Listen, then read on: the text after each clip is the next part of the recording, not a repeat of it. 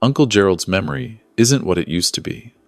My nephew Trevor announced to the family gathered around the New Year's Eve buffet table, his voice carrying that particular tone of concern that sounds sympathetic but lands like an accusation. We all saw him wandering outside in his slippers at 3 in the morning last week.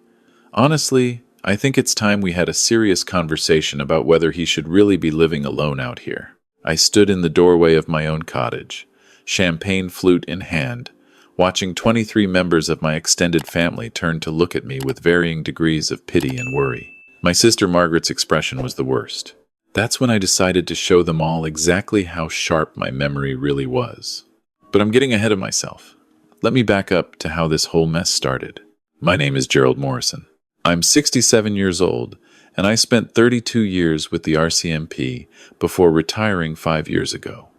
The last decade of my career, I worked financial crimes, white-collar fraud, embezzlement, that sort of thing. You learn to spot patterns, inconsistencies. You learn that the people who smile the most often have the most to hide. The cottage has been in my family for 40 years. My late wife Catherine and I bought it in 1985, back when this part of the Gatineau Hills was still reasonably priced. 3 bedrooms, a dock on Lac Philippe, surrounded by crown land on 2 sides. Kat and I raised our 2 kids here every summer. After she passed 3 years ago from cancer, this place became my anchor. I can't sell it. Won't sell it. This cottage holds every good memory I have of her laugh, her terrible attempts at fishing, the way she'd sit on the dock at sunset with a book. The thing is, the area's changed. What used to be seasonal cottages are now million-dollar properties. Developers are circling like hawks. The lot next to mine sold last year for $900,000. Mine's got deeper water frontage and better access. Conservative estimate puts it at $1.2 million, maybe more. My nephew Trevor knows this. He's a real estate developer, runs a company called Meridian Properties, does commercial and residential projects around the Ottawa-Gatineau region. He's always been ambitious, always had that hunger for the next deal, the next property. Started asking me about selling the cottage 2 years ago. Just casual questions at first. Ever think about downsizing, Uncle Gerald? Must be a lot of work maintaining this place at your age. I could handle the sale for you. Family discount on commission. I told him the same thing every time. Not interested. The cottage stays in the family. Maybe pass to my daughter Jennifer eventually. Trevor would smile, nod, say he understood. But I've interrogated enough white-collar criminals to know what greed looks like when it's trying to wear a reasonable mask. The trouble started in earnest 3 months ago, early October. I'd invited the family up for Thanksgiving. Jennifer and her husband Mark came from Kingston with my grandson Lucas. My sister Margaret drove from Ottawa with her husband Ron, and Trevor showed up with his wife Amber and their twin boys. The weekend seemed normal enough. Big turkey dinner, the kids playing down by the lake, adults nursing beers on the deck. But on the Saturday morning, I went out to start my truck and found all 4 tires slashed. Deep cuts, clearly deliberate. I called the local OPP detachment, filed a report. The officer who came out was sympathetic but realistic. Could be kids, Mr. Morrison. Could be someone who doesn't like cottagers. Happens sometimes. You got any security cameras? I didn't. Not then. Trevor made a big show of concern. Jesus. Uncle Gerald, that's awful. You sure you feel safe out here alone? This place is pretty isolated. He glanced at Margaret. Maybe he should think about moving closer to town. Just for safety. Margaret picked up the thread. Trevor's got a point, Gur. You're out here by yourself 9 months of the year. What if something happened? What if you fell and couldn't get help? I'm 67, not 97, I said. And I was a cop for 3 decades. I can handle some punk kids with a knife. But the seed was planted. I saw it in Margaret's eyes. That first flicker of doubt about whether her older brother should really be living alone in the woods. 2 weeks later, I went into Wakefield for groceries. When I came back, I found my kitchen window smashed. Rocks sitting in the sink, glass everywhere. Nothing stolen, just vandalism. Another OPP report. Another sympathetic officer with no leads. Trevor called me that evening. Heard about the window. This is getting serious, Uncle Gerald. Have you thought about my offer? I've got a client who'd pay top dollar for waterfront. You could buy a nice condo in Ottawa, be closer to family, have proper security. The cottage isn't for sale, Trevor. I'm just worried about you. We all are. But here's the thing about being a fraud investigator for 10 years. You learn that coincidences are rarely coincidental. 2 incidents in 2 weeks, both occurring when family members knew I'd be out or when they'd recently visited. I started paying attention. In November, I installed security cameras, 4 of them, high quality, motion activated, with night vision. I didn't tell anyone, just put them up when I went into Ottawa to visit Jennifer, made it look like I was gone for the day. One covering the driveway, one on the dock, one at the back door, one watching the front entrance, all feeding to a cloud server. Thanksgiving had been on a Monday. By the Wednesday, Trevor called again. Hey, Uncle Gerald, Amber and I were thinking of bringing the boys up for a weekend before the snow gets too bad. Maybe this Saturday? If you're free. I said, sure. Told him I'd make my famous chili. We could take the boys fishing. They arrived Saturday morning. I watched Trevor walk the property line, checking his phone, taking pictures of the lake view. Professional interest, he said. Just curious about current market comparables. After lunch, Trevor offered to help me with some winterization. Said he'd check the foundation for any cracks. I let him poke around. Sunday morning, I made a show of driving into Wakefield for fresh bagels and newspapers. Took me 40 minutes round trip. When I got back, I checked my security footage. There was Trevor, standing at my propane tank, unscrewing the valve. Not all the way off, just loose. Enough that gas would leak slowly. Then he took photos of the loosened valve with his phone. After that, he went to my electrical panel in the basement and loosened several breakers. Not enough to trip them, just enough to create poor connections that could arc. More photos. I said nothing. Not yet. But I started documenting everything. 3 days after Trevor's visit, I got a call from Margaret. Ger, I'm worried about you. Trevor showed me some photos of your cottage. The propane connection is loose. That's really dangerous. And apparently some of your electrical panel isn't properly secured. He's concerned you might not be maintaining things properly. Trevor was snooping around my utilities? He was trying to help. He knows about building safety, and he's just worried you might not notice these things. Honey, maybe he's right about considering a move. This place might be getting too much for you to handle. I kept my voice calm. I'll have a licensed electrician take a look. Trevor could help you sell, you know. He'd make sure you got fair value. There it was. Always circling back to the sale.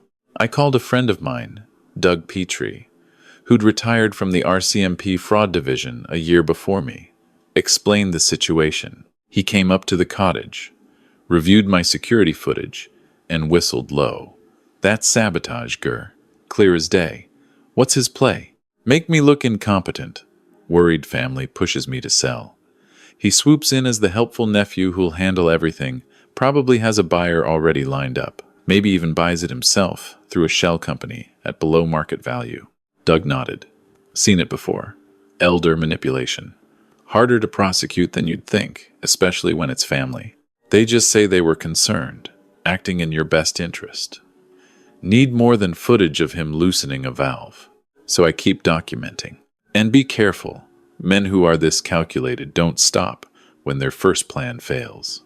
2 weeks before Christmas, I went out to my truck and found the brake line cut. Not a clean cut, but abraded, like it had worn through. Could have been an accident, if you weren't looking for it, but I was. Security footage showed nothing because my driveway camera didn't have a clear view under vehicles. But the timing was perfect. Trevor had called the day before, asking if I'd be driving into Ottawa for Christmas shopping. I called OPP again. This time I mentioned to the officer that I thought it might be related to the other incidents. He took notes, but was frank with me. Mr. Morrison, unless we catch someone in the act or you have direct evidence, there's not much we can do. Could be someone's got a grudge, could be random. You might want to consider staying with family for a while. That's when I knew Trevor's campaign was working. Even the police were starting to think maybe I should leave. Jennifer called me that night. Dad, Margaret told me about your brake line. This is scary. Why don't you come stay with us in Kingston for the holidays? We've got the space. Did Trevor suggest that? Pause. He mentioned he was worried about you. Yes. Dad, we all are. These aren't coincidences. You're right. They're not.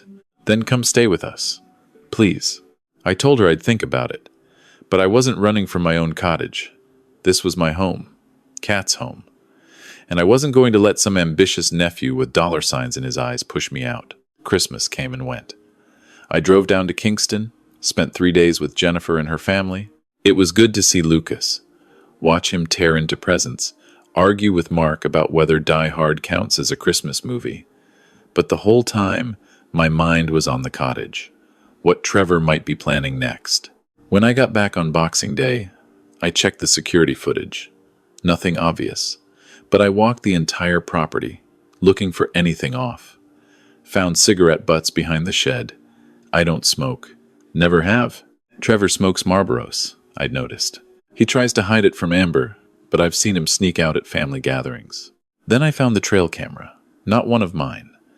This was positioned in the woods, pointed at my cottage, maybe 30 meters back from the tree line. Consumer grade, the kind hunters use. I left it there, but made note of its position. Trevor was watching me, documenting my routines. December 28th, Margaret called. What do you think about hosting New Year's Eve at the cottage, like old times? We could all come up, ring in 2025 together. Trevor suggested it, thought it might be nice for the family. Every instinct I developed over 3 decades of police work was screaming that this was a setup. But I said yes, because I wanted to see what Trevor had planned, and because I'd finally figured out how to beat him at his own game. That sounds great, Margaret. Tell everyone to come. We'll make a weekend of it. I spent the next 3 days preparing. Not preparing food or getting the cottage ready for guests. Preparing evidence. I reviewed every second of security footage from the past 3 months. I documented every incident with precise timestamps. I made copies of the OPP reports. I downloaded records of every phone call, every text message. I contacted an old colleague who still worked in digital forensics and had him pull Trevor's social media, business records, anything publicly available. Turned out Trevor's company, Meridian Properties, was in trouble. They'd overstretched on a development in Canada, borrowed heavily, and the project had stalled due to permit issues. He was leveraged to the hilt. He needed a win. Needed it badly. My cottage property could be flipped for quick profit or used as collateral for a loan. The family started arriving on December 30th. Jennifer and Mark came in the afternoon. Margaret and Ron showed up around dinner time. Trevor and Amber arrived last, just after dark, with the twins already asleep in the back seat. Everyone was in high spirits. New Year's Eve at the cottage. Just like when we were kids, Margaret kept saying. I watched Trevor's eyes as he walked through the cottage. He was assessing, calculating, making mental notes. After the kids were in bed, and Amber had gone to their room, Trevor suggested we men have a nightcap on the deck, despite the cold. Mark and Ron were game. I poured rye. Beautiful property, Uncle Gerald, Trevor said, looking out at the frozen lake under moonlight. Must be hard to maintain it all, though. The dock needs work, I noticed. And your roof's getting up there in age. Cottage is solid. I'm sure it is. I just mean long term. You ever think about your exit strategy? Mark raised an eyebrow. Exit strategy? It's a family cottage, not a stock portfolio. Trevor laughed easily. Poor word choice. I just mean Uncle Gerald's not going to live forever. None of us are. Better to plan these things while you're healthy and sharp rather than wait until decisions have to be made for you. Ron frowned. Trevor, that's a bit morbid for New Year's Eve, don't you think? I'm being practical. Uncle Gerald, you know I've got connections in real estate. If you ever did want to sell, I could get you top dollar. Probably 1.3, maybe 1.4 million for this property. That's serious retirement money. You could travel, enjoy your golden years, not worry about snow blowing the driveway or fixing the dock. The cottage isn't for sale. I'm just saying the offer's there. Family price on the commission, too. He smiled. Think about it. I didn't sleep much that night, partly because I was running on adrenaline, and partly because I was listening. Sure enough, around 2:30 in the morning, I heard someone moving around downstairs. I stayed in bed, let my cameras do the watching. Morning came. New Year's Eve. Margaret made her famous pancakes. Kids ran around playing with new Christmas toys. Adults nursed coffee and made plans for the day. Someone suggested ice skating on the lake. Someone else wanted to snowshoe.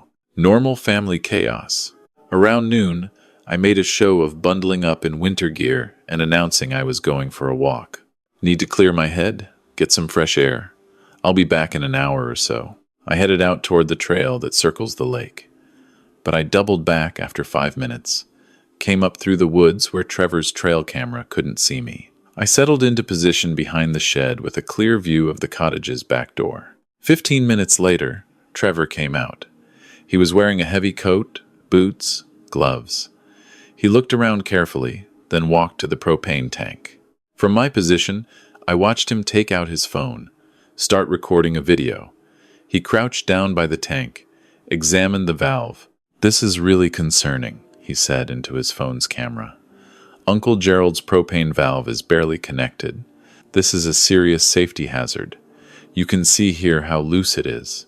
If this were to leak, with an open flame inside, I really think we need to talk to him about whether he's capable of maintaining this property safely." Then he loosened the valve a bit more. He moved on to the electrical panel in the outdoor shed, repeating the same routine, recording himself discovering issues, then making them slightly worse, creating evidence of my supposed incompetence. I had my own phone out, recording himself. The irony wasn't lost on me. That afternoon, the family gathered for an early dinner. Amber and Jennifer had cooked a spread: tourtière, mashed potatoes, Caesar salad, butter tarts for dessert, traditional Quebecois New Year's Eve food. Even though we were on the Ontario side of the river, everyone was laughing, telling stories, pouring wine. Around 8 o'clock, Trevor cleared his throat. "Hey everyone, can I just say something before the evening gets too crazy?" The table quieted. Mark was feeding Lucas. Ron was pouring more wine. Margaret smiled at her nephew fondly. "I just want to say how grateful I am that Uncle Gerald opened up the cottage for all of us tonight. This place holds so many memories. I remember coming here as a kid, swimming off the dock, making campfires." He paused. "But I've been noticing some concerning things this weekend. Safety issues that I think we need to address as a family." Jennifer looked alarmed. "What kind of safety issues?" "The propane connection is dangerously loose. The electrical panel has several unsecured breakers. The dock has rotted boards. Individually, these might not be a big deal, but together." He glanced at me with what I'm sure he thought was compassionate concern. "Uncle Gerald, I know you're proud and independent, but maintaining a property like this takes vigilance, and I'm worried that maybe things are slipping through the cracks. No judgment. It happens to everyone as they get older. But we need to think about what's safest for you." Margaret nodded slowly. "I've been worried too. The incidents these past few months, the vandalism, the brake line. Honey, maybe these aren't random. Maybe someone's trying to send you a message that you shouldn't be alone out here. Or," Trevor added gently, "maybe some of these incidents are things Uncle Gerald didn't notice or forgot about. Memory issues can manifest in different ways." I felt Jennifer's hand on my arm. She was looking at me with worry. My own daughter, wondering if I was losing my grip. Ron set down his wine glass. "Now hold on. Gerald was a police officer for 30 years. I think he knows when something's wrong with his own property." "Of course," Trevor said quickly. "I'm not suggesting anything malicious. I'm just saying that objectively, factually, there are safety concerns. I've documented them. I can show you all the photos and videos. And I think we need to have a serious family conversation about whether Uncle Gerald should continue living here alone, or whether it might be time to consider other options." "Other options, meaning selling," I said quietly. "Selling, or maybe renting the place out and moving into something more manageable. Uncle Gerald, I've done the research. You could get excellent value for this property right now. The market's hot for waterfront. You could set yourself up very comfortably. No more worrying about maintenance or safety. Let me help you. That's what family's for." He was good. I had to give him that. He'd positioned himself as the concerned nephew, the responsible businessman looking out for his aging uncle. Margaret was nodding along. Even Mark looked uncertain. "I have a better idea," I said. I stood up from the table. "Why don't we all watch something together? I've got footage I think you'll find interesting." I walked to the living room, pulled out my laptop, connected it to the TV. The family followed, curious and confused. Trevor's face had gone very still. "You see," I said, loading up the first video file. "I installed security cameras in October, after the slashed tires, after the broken window, and those cameras have captured some fascinating material over the past 3 months." The first clip played. Trevor, walking the property line during his November visit, talking on his phone. The audio was clear enough. "Yeah, the property's as good as I described. Deep water frontage, approved septic, clean survey. Old man won't sell, but I'm working on that. Once I prove he can't handle it, family'll push him out. I've got a buyer lined up at 1.1 million. We flip it at 1.5. Split the difference. Just need a few more weeks." Margaret's face went white. Amber looked like she might be sick. Jennifer's grip on Lucas tightened. "Trevor," Amber whispered. "What is this?" But I was already playing the next clip. Trevor loosening the propane valve in November. Trevor taking photos of my electrical panel after he'd tampered with it. Trevor placing cigarette butts behind my shed during his Christmas visit. Creating evidence of trespassing to make me seem unsafe. And then the footage from last night.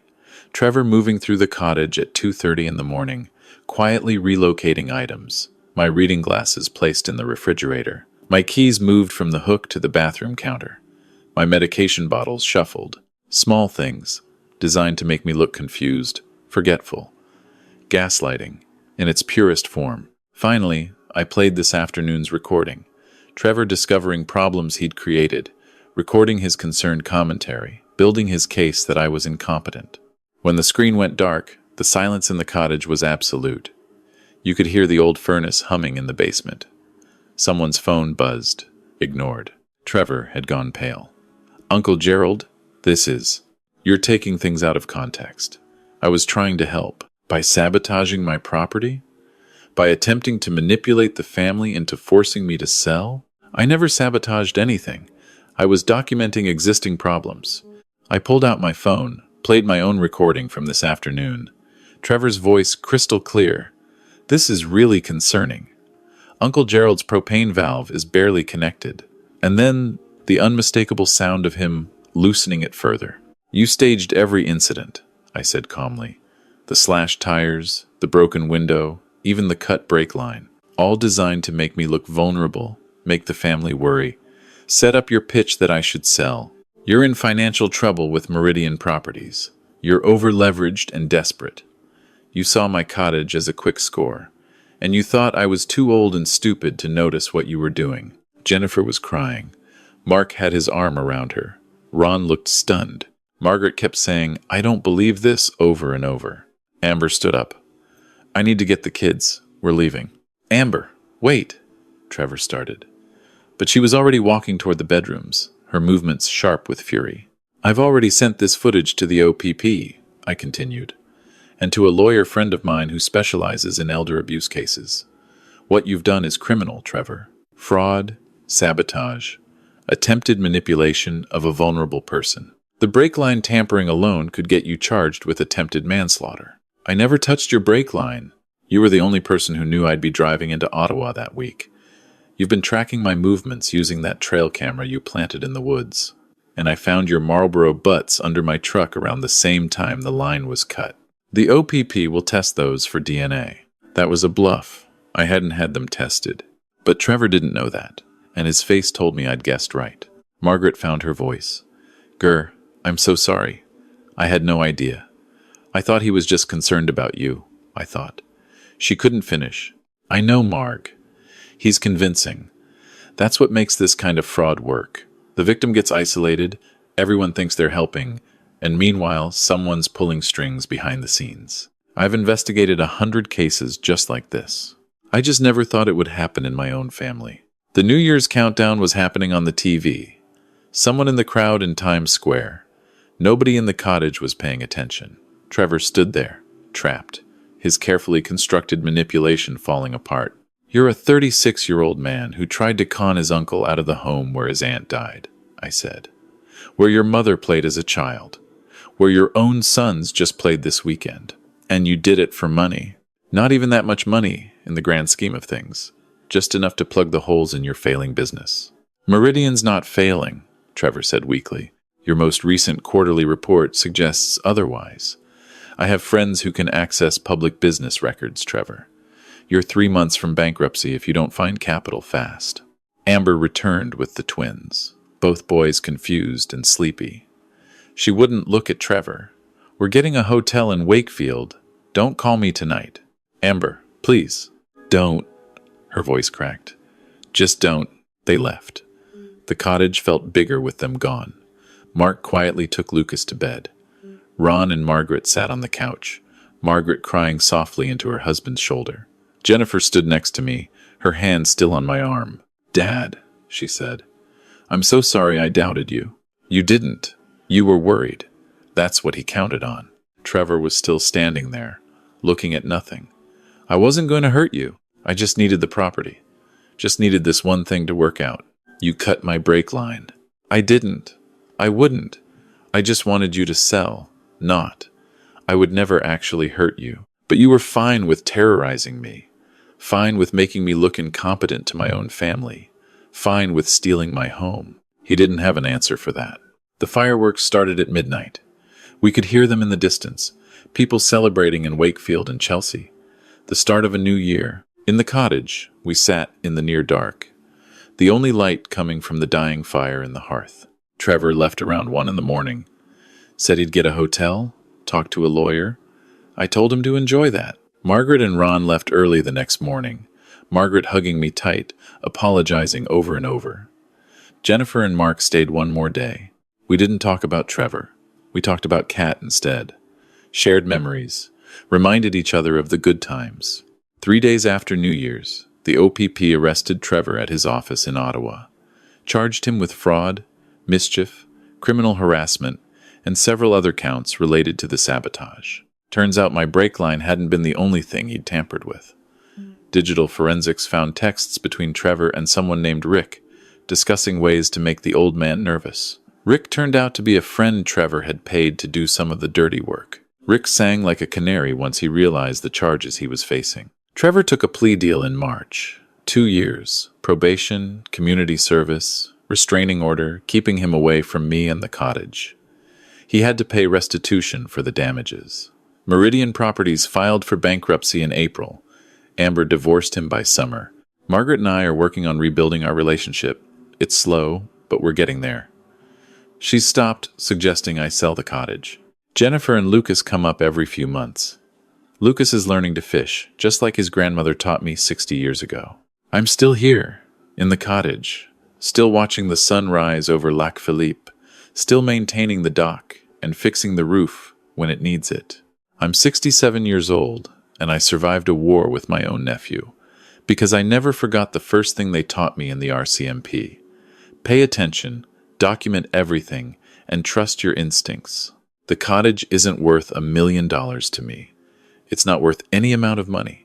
It's worth the memory of Catherine reading on the dock every summer evening. It's worth teaching my grandson the difference between a perch and a bass. It's worth having a place where family can gather, where we can pass down stories and traditions. Trevor thought experience was just another word for old. He learned the hard way that sometimes the old dogs know a few tricks the young pups haven't imagined yet. And he learned that trying to steal someone's home, trying to steal their memories and their dignity, comes with consequences. I'll keep this cottage until the day I die, and then it'll go to Jennifer, who'll pass it to Lucas, who'll hopefully pass it to his own children someday. That's what family property means? Not an investment, not an exit strategy, but a legacy. Trevor wanted me to learn a lesson about knowing when to give up, when to admit I was too old to handle things on my own. Instead, he learned that underestimating someone based on their age is the fastest way to get outsmarted by experience. Some lessons you can only learn the hard way. Happy New Year!